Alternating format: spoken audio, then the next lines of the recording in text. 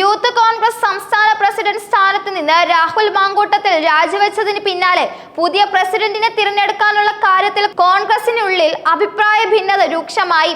Party ഗ്രൂപ്പുകൾ സ്വന്തം നിലയ്ക്കും കൂട്ടായും വിവിധ പേരുകൾ മുന്നോട്ട് വെച്ചതോടെ സമവായം എളുപ്പമല്ലെന്ന് വ്യക്തമായി. അതേസമയം രാഹുൽ മാങ്കൂട്ടത്തിനെതിരെ ഉയർന്ന ലൈംഗിക ആരോപണങ്ങൾ സംബന്ധിച്ച് പാർട്ടി തലത്തിൽ അന്വേഷണം വേണ്ടെന്ന നേതൃത്വം നിലപാട് സ്വീകരിച്ചിട്ടുണ്ടെങ്കിലും ഔദ്യോഗിക അന്വേഷണത്തിന് വഴിയൊരുങ്ങിയിരിക്കുകയാണ്. ബാലാവകാശ കമ്മീഷൻ വിഷയത്തിൽ ഇടപെട്ടതും പരാതികളിൽ മേൽ പോലീസ് മൊഴിയെടുക്കാൻ തീരുമാനിച്ചതും ഈ വിഷയത്തെ പുതിയ തലങ്ങളിലേക്ക് എത്തിക്കുന്നു. യൂത്ത് കോൺഗ്രസ് പ്രസിഡന്റ് സ്ഥാനത്തേക്കുള്ള തെരഞ്ഞെടുപ്പിൽ രാഹുലിന് പിന്നിൽ രണ്ടാമതായി എത്തിയ വൈസ് പ്രസിഡന്റ് അബിൻ വർക്കിയെ പ്രസിഡന്റ് സ്ഥാനത്തേക്ക് പരിഗണിക്കണമെന്നാണ് ഒരു വിഭാഗം നേതാക്കളുടെ ആവേശം. രമേശ് ചെന്നിത്തലയുടെ പിന്തുണയും അബിൻ വർക്കിക്കുണ്ട്. എന്നാൽ പ്രസിഡന്റ് രാജിവെച്ചാൽ രണ്ടാമത്തെയാളെ പ്രസിഡന്റ് ആക്കാമെന്ന് യൂത്ത് കോൺഗ്രസിന്റെ തെരഞ്ഞെടുപ്പ് മാനദണ്ഡങ്ങളിൽ പറയുന്നില്ല എന്ന വാദവും ശക്തമാണ്. ഇത് പുതിയ പ്രസിഡന്റിനെ തിരഞ്ഞെടുക്കുന്നതിൽ തടസ്സങ്ങൾ ഉണ്ടാക്കുന്നു. സംഘടന ചുമതലയുള്ള AICC ജനറൽ സെക്രട്ടറിയായ KC വേണുഗോപാലിനോട് അടുപ്പമുള്ളവർ ബിനു ചുള്ളിയലിന്റെ പേരാണ് പ്രധാനമായും നിർദ്ദേശിക്കുന്നത്. ബിനു ചുള്ളിയാകട്ടെ അടുത്തിടെയാണ് ദേശീയ സെക്രട്ടറിയായി നിയമിതനായത്. ഇതിന് പുറമെ സംസ്ഥാന വൈസ് പ്രസിഡന്റായ OJ ജനീഷിന്റെ പേരും ഈ വിഭാഗം പരിഗണിക്കുന്നുണ്ട്. A ഗ്രൂപ്പിന്റെ പരിഗണനയിലുള്ള പേരുകൾ JS അഖിൽ, KM അഭിജിത്ത്, ജിൻഷാദ് ജിന്നാസ് എന്നിവരാണ്. KSU സംസ്ഥാന പ്രസിഡന്റ് സ്ഥാനമൊഴിഞ്ഞിട്ട് 2 വർഷമായിട്ടും യൂത്ത് കോൺഗ്രസ് ഭാരവാഹി പട്ടികയിൽ ഇടം കിട്ടാതെ പോയ അഭിജിത്തിന് A ഗ്രൂപ്പിന്റെ ചർച്ചകൾ മുൻതൂക്കമുണ്ട്. നിലവിൽ സംസ്ഥാന വൈസ് പ്രസിഡന്റായ ജിൻഷാദ് ജിന്നാസ് ഷാഫി പറമ്പിലുമായി അടുപ്പമുള്ളയാളാണ്.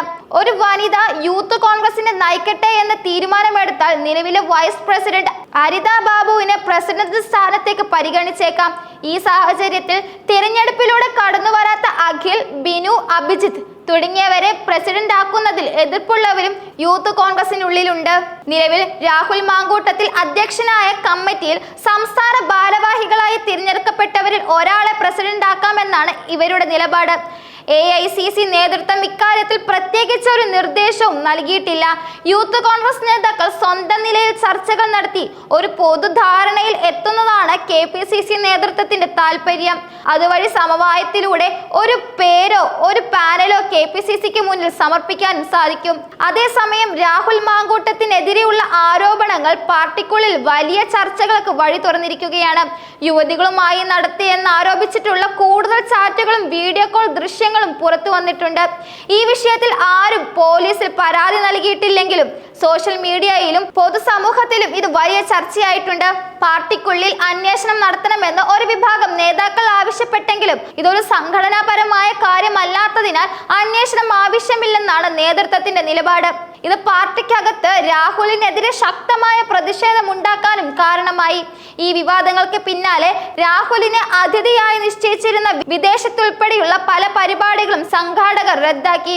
വിഷയം രാഷ്ട്രീയത്തിനപ്പുറം നിയമപരമായ തലങ്ങളിലേക്ക് കടക്കുകയാണ്.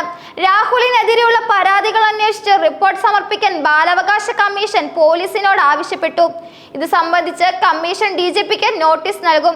ആരോപണങ്ങൾ ഉന്നയിച്ചതിന്റെ പേരിൽ തനിക്കെതിരെ സൈബർ ആക്രമണം നടത്തുന്നുവെന്ന് കാട്ടി പ്രവാസി എഴുത്തുകാരെ ഹണി ഭാസ്കരൻ മുഖ്യമന്ത്രിക്കും DGPക്കും പരാതി നൽകിയിട്ടുണ്ട്. കൂടാതെ ഒരു കൊച്ചി യുവതിയെ നിർബന്ധിത ഗർഭചിത്രത്തിന് പ്രേരിപ്പിച്ചുവെന്ന് ആരോപിച്ച് രാഹുൽ മാങ്കൂട്ടത്തിനെതിരെ അഭിഭാഷകൻ നൽകിയ പരാതിയിൽ പോലീസ് മൊഴിയെടുക്കാൻ തീരുമാനിച്ചിരിക്കുകയുമാണ്.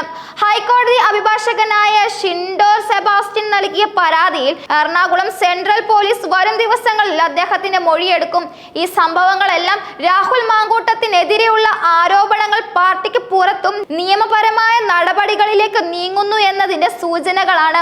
പാർട്ടി നേതൃത്വം ഈ വിഷയത്തിൽ മൗനം പാലിച്ചാലും നിയമപരമായ അന്വേഷണങ്ങൾ രാഹുലിന്റെ രാഷ്ട്രീയ ഭാവിയെ ബാധിക്കുമോ എന്നുള്ള ആശങ്കകൾ പാർട്ടി പ്രവർത്തകർക്കിടയിലുണ്ട്. ഈ വിവാദങ്ങളെ തുടർന്ന് യൂത്ത് കോൺഗ്രസ് പ്രസിഡന്റ് സ്ഥാനത്തേക്ക് പുതിയൊരാളെ കണ്ടെത്താനുള്ള ശ്രമങ്ങൾ കൂടുതൽ സങ്കീർണമായി. വിവിധ ഗ്രൂപ്പുകൾ സ്വന്തമായ സ്ഥാനാർത്ഥികൾ ഉണ്ടെങ്കിലും വിവാദങ്ങളുടെ പശ്ചാത്തലത്തിൽ ഒരു സമവായ സ്ഥാനാർത്ഥിയെ കണ്ടെത്തേണ്ടത് കോൺഗ്രസ് നേതൃത്വത്തിന് ഒഴിച്ചുകൂടാനാവാത്ത കാര്യമാണ്. ഈ പ്രതിസന്ധിക്ക് പരിഹാരം കണ്ടില്ലെങ്കിൽ അത് യൂത്ത് കോൺഗ്രസിന്റെ പ്രവർത്തനങ്ങളെയും വരും തെരഞ്ഞെടുപ്പുകളിലെ പാർട്ടിയുടെ സാധ്യതകളെയും പ്രതികൂലമായി ബാധിച്ചേക്കാം.